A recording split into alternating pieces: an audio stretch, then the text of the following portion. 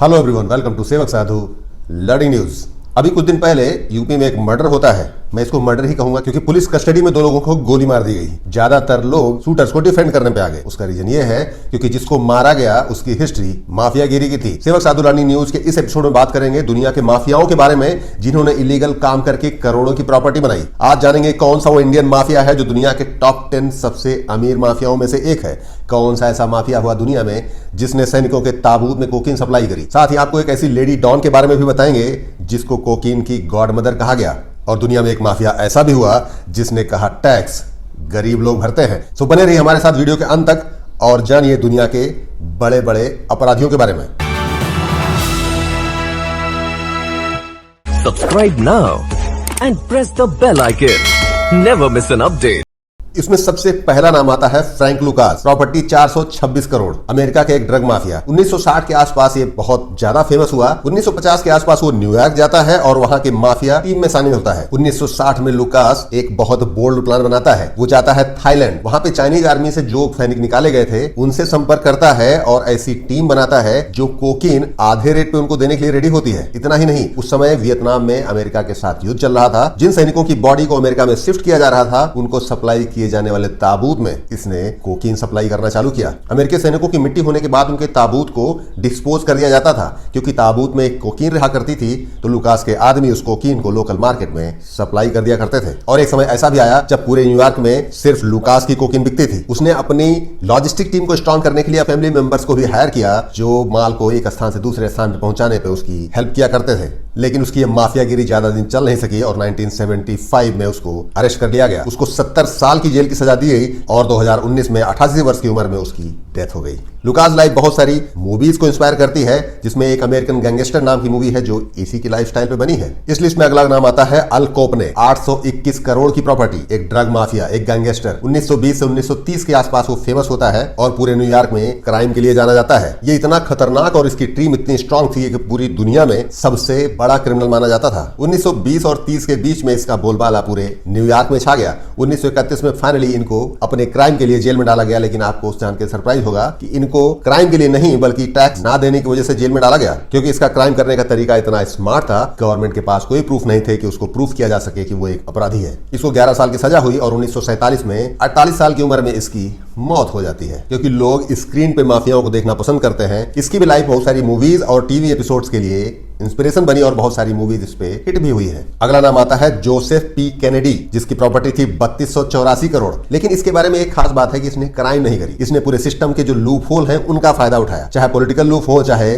Legal loop हो, उनको use करते हुए पॉलिटिक्स में यह बहुत आगे तक गया। एक तरफ जहां वो सिस्टम को लूप होल को यूज करते हुए करोड़ों की प्रॉपर्टी बना रहा था वहीं उसका पॉलिटिकल कनेक्शन भी कोई कम नहीं था। एक समय में ब्रिटेन में उसने अमेरिका के एम्बेसडर के तौर पर भी काम किया और अमेरिकन प्रेसिडेंट कैनेडी के समय में उनका एडवाइजर भी रहा। आप सोच रहे होंगे इतने बड़े पॉलिटिकल फिगर को क्रिमिनल की लिस्ट में क्यों डाला गया है। वो इसलिए क्योंकि अपनी बात को मनवाने के लिए लोगों को टॉर्चर तक किया करता था, फिर वो चाहे बिजनेस डील हो या फिर कोई पॉलिटिकल सपोर्ट की बात हो। क्योंकि ऐसे लोग जो लोगों से चीजें करवाना जानते हैं भले ही वो कोई गलत तरीका ही क्यों ना इस्तेमाल करें, ऐसे लोगों को पॉलिटिकल सपोर्ट बहुत बढ़िया मिलता है और इसीलिए इसकी फैमिली को एक समय में अमेरिका में बहुत संपन्न लोगों में गिना जाता था। अगला नाम आता है जैकिन अल चापो। मैक्सिको का एक ऐसा ड्रग माफिया जिसने सिनोला कार्टेल में काम किया। एक ऐसा कार्टेल जिसका एक समय में पूरी दुनिया में वर्चस्व था और दुनिया के सबसे बड़े क्रिमिनल उसकी टीम में काम करते थे। 1980 में छोटे छोटे क्राइम करने के बाद जल्दी ही इसने सिनोला कार्टेल को पूरे अपने कंट्रोल में ले लिया और 2000 में दुनिया का सबसे बड़ा माफिया बन गया। इसको जाना जाता था इसके खतरनाक तरीकों के लिए। कोई भी गलती की सजा सिर्फ मौत होती थी। इसको खतरनाक क्राइम करने के लिए जाना जाता था और फाइनली एजेंसीज ने इसको पकड़ा और इसको उम्र कैद की सजा मिली। इस लिस्ट में अगला नाम आता है ग्रिसेला ब्लैंको जिसने प्रॉपर्टी बनाई 16,422 करोड़ की और जिसको कहा गया कोकीन की गॉड मदर। एक ऐसी लेडी जिसको खतरनाक सजा देने के लिए जाना जाता था। 1970 से 80 के आसपास ये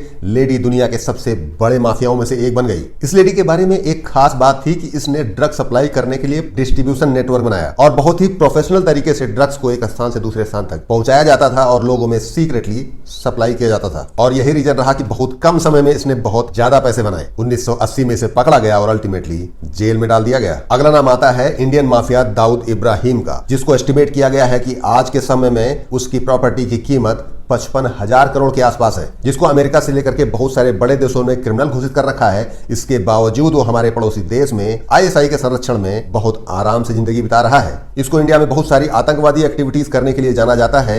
1955 में मुंबई में जन्मा एक ऐसा अपराधी जिसने पूरी फिल्म इंडस्ट्री को इन्फ्लुएंस किया। दाऊद इब्राहिम एक ऐसा नाम है जिसको आज भी फिल्म इंडस्ट्री में एक खौफ के तरीके से जाना जाता है। 1980 से 90 के बीच में इसके क्राइम सबसे ज्यादा हुए और उस समय ही इसकी सबसे ज्यादा पॉपुलैरिटी भी बढ़ी। 1993 में मुंबई में हुए बॉम्बिंग के लिए भी इसको जिम्मेदार ठहराया गया, जिसमें 250 लोगों की जान गई और जिसने इसको पूरी दुनिया में मोस्ट वांटेड अपराधी बना दिया। इतना ही नहीं, 2008 में मुंबई में हुए अटैक के लिए भी इसको जिम्मेदार माना गया। इसको आज के समय में एक ग्लोबल टेररिस्ट घोषित किया गया है। इसके बावजूद पाकिस्तान की इंटेलिजेंस एजेंसी आईएसआई के संरक्षण में आज के समय में भी बड़े आराम से रह रहा है। अगला नाम आता है लियोना हेम्सले, जिसने प्रॉपर्टी बनाई 65,688 करोड़ की। इसको एक अमेरिकन बिजनेस वुमेन कहा जाता है और इसको क्रिमिनल की लिस्ट में इसलिए डाला गया क्योंकि ये अपने बिजनेस डील के लिए बहुत ही खतरनाक तरीके यूज किया करती थी। अगर बिजनेस डील से कोई पीछे हटता था तो या तो उसको मार दिया जाता था या तो उसको बिजनेस से आउट कर दिया जाता था। 1980 में वो अपने हस्बैंड के साथ मिलकर अमेरिका की सबसे महंगी प्रॉपर्टीज की ओनर बनी और ये एक ऐसी बिजनेस वुमेन हुई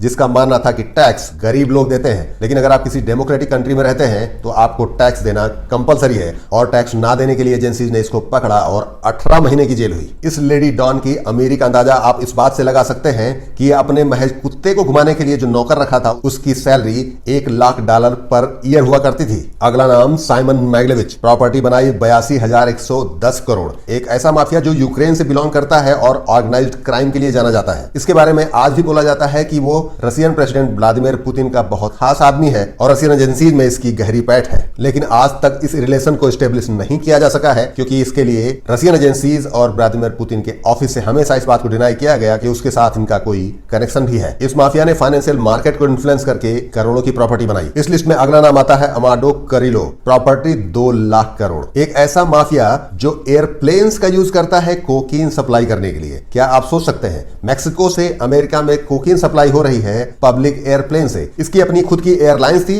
जिसमें बोइंग 727 के बहुत सारे प्लेन्स थे जो लोगों के ट्रांसपोर्टेशन के लिए यूज होते थे और साथ ही इसकी ड्रग्स को भी अमेरिका में सप्लाई किया करते थे। इतना अमीर और इतना पावरफुल होने के बाद भी ये पब्लिक में जनरली नहीं दिखाई देता था और इसकी 1997 में प्लास्टिक सर्जरी कराते हुए मौत हो गई। इसकी अचानक मौत होने के बाद इसकी पूरी गैंग में गैंगवार चालू हो गया और जिसमें हजारों लोगों की जान गई। दुनिया का सबसे पावरफुल और सबसे अमीर माफिया बना Pablo Escobar, property 2,46,330 crore. Pablo Escobar के बारे में कहा जाता है कि वो अपराधियों की दुनिया का आज तक का सबसे अमीर अपराधी है। 1949 में कोलंबिया में जन्म लेने के बाद एस्कोबार ने छोटा मोटा क्राइम करना चालू किया और आगे चल के मेडलिन नाम की एक गैंग का माफिया बन गया। इसको पूरी दुनिया में ऑर्गेनाइज तरीके से ड्रग सप्लाई करने के लिए जाना जाता था। 1980 से 90 के आसपास एस्कोबार ने अमेरिका में कई टन कोकीन सप्लाई करी थी। इसने हजारों लोगों की जान ली जिसमें पुलिस ऑफिसर और पॉलिटिशियन तक शामिल है और इसे 1993 में एक शूट आउट के दौरान गोली मार दी गई। अगर हम इन सारे अपराधियों की लाइफस्टाइल को एनालाइज करें तो इसमें कुछ चीजें कॉमन मिलती हैं। ज्यादातर अपराधी गरीब घर में पैदा होते हैं, छोटे क्राइम से स्टार्ट करते हैं, एक दिन बड़े माफिया बनते हैं और अंत में एजेंसीज के हाथों चढ़ते हैं, चाहे उनको गोली मार दी जाए या फिर आजीवन कारावास दे दिया जाए। जहां तक इन अपराधियों के ऊपर बनी मूवीज की बात है, इनको आप देख के इंटरटेनमेंट तो कर सकते हैं लेकिन रियल लाइफ में इनसे इंस्पायर होने की बिल्कुल जरूरत नहीं है। अपराध की दुनिया में वन वे ट्रैफिक चलता है। एक बार इस दुनिया में आप चले गए तो आपका लौटना मुश्किल है। भले ही इन अपराधियों ने अपने क्राइम से करोड़ों की प्रॉपर्टी बनाई लेकिन आज उनकी फैमिली में कोई भी उनको याद करने वाला नहीं है। अपराध की दुनिया में आप कम समय में बहुत ज्यादा पैसे कमा सकते हैं लेकिन अंत आपका उतना ही जल्दी आता है और क्राइम की दुनिया में जैसे करनी वैसी भरनी वाला डायलॉग बहुत ही फिट बैठता है। सेवक साधु लर्निंग न्यूज के इस एपिसोड में इतना ही। वीडियो को लाइक करें, चैनल को सब्सक्राइब करें और देखना ना भूलें हर शनिवार रात 8:30 बजे Sevak Sadhu learning news. Thank you so much.